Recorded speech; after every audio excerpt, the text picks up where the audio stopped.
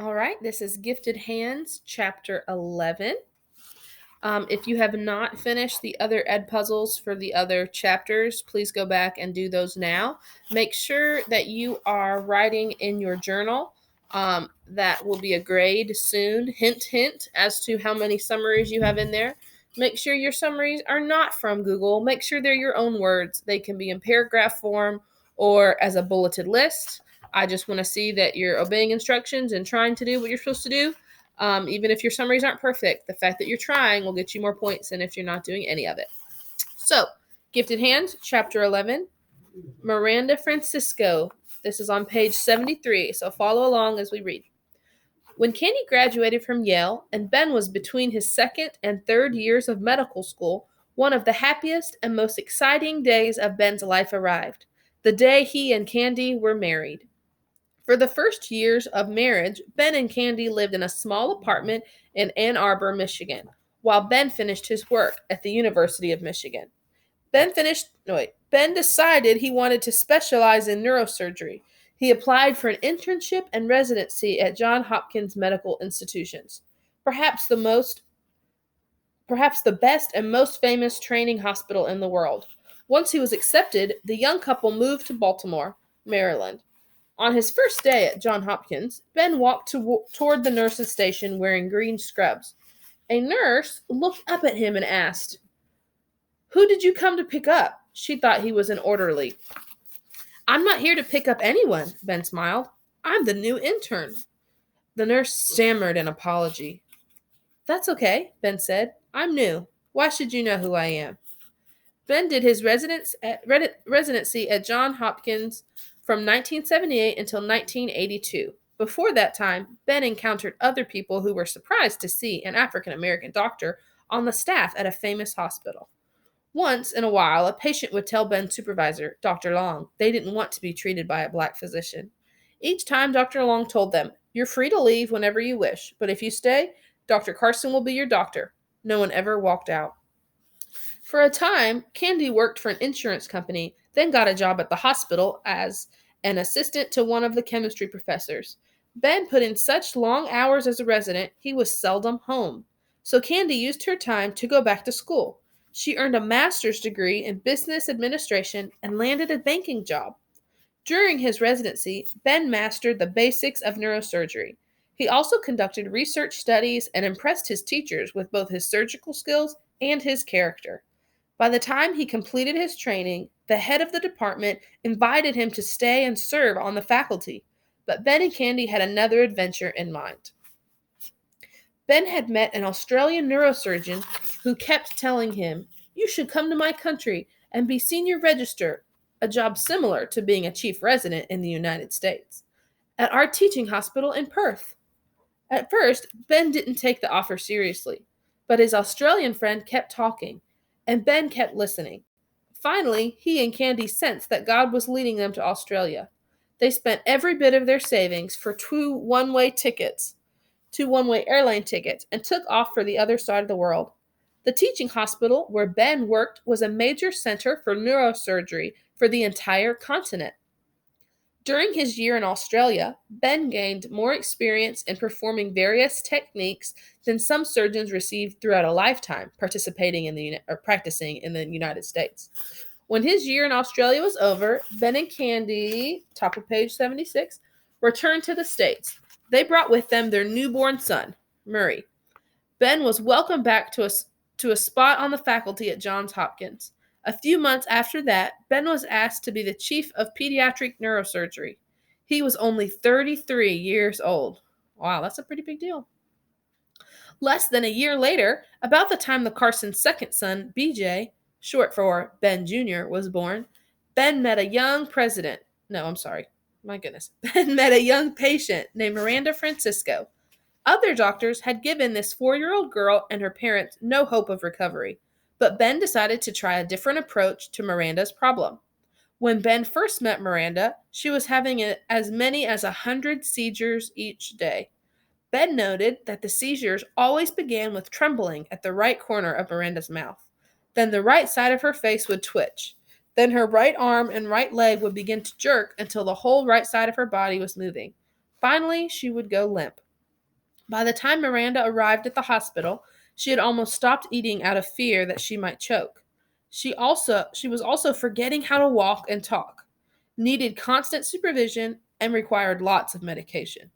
For several weeks, Ben studied Miranda's records. After noting that all her seizures began on her right side, Ben determined that the cause lay somewhere in the left side of her brain. He discussed the case with one of his colleagues and began to consider a drastic idea. Ben read all the articles and papers he could find about the procedure called, hemispherectomy, a surgery in which one entire side, half, of a patient's brain is removed.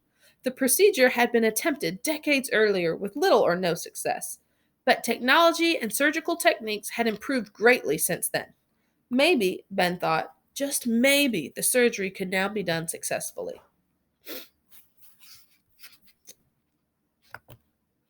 Ben knew that Miranda's surgery would be one of the most difficult he had ever attempted. He also knew the outcome could change his career and the attitudes of other doctors toward a controversial procedure. There were many unanswered questions. The left half of the brain controls speech. If Ben removed it, would Miranda still be able to talk? With half of her brain gone, would she still be able to see or walk? Because the left side of her brain controls the right side of the body, would the surgery leave Miranda paralyzed on the right side? No one knew the answers to any of these questions. What Ben did know was this: the disease that had damaged this little girl's brain was getting worse. Unless the seizures could be stopped, Miranda would die. Ben finally spoke with Miranda's parents. I'm willing to do a hemispherectomy, but I have never done one before. Miranda might die on the operating table, or we might damage the other side of her brain. What will happen if we don't do the surgery? Her parents asked. She will get worse and then die, Ben answered. If there is any chance, her parents said, we want you to operate. All right, top of page 78. The evening before the surgery, Ben visited Miranda and her parents in the hospital room. He went over all the information about the procedure with them one more time. Then he told them, I have a homework assignment for you. I give this to every patient and their family before surgery. Whatever you want us to do, Miranda's father said, puzzled that this doctor thought there was something he and his wife could do. Say your prayers tonight, Ben said. I believe prayer helps. Miranda's parents agreed.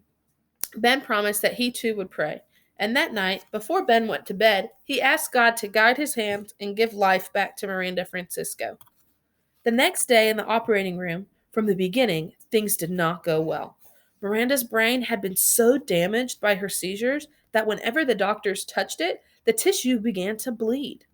Wherever Ben cut, small blood vessels had to be sealed carefully, and blood had to be suctioned away before he could see what to do next.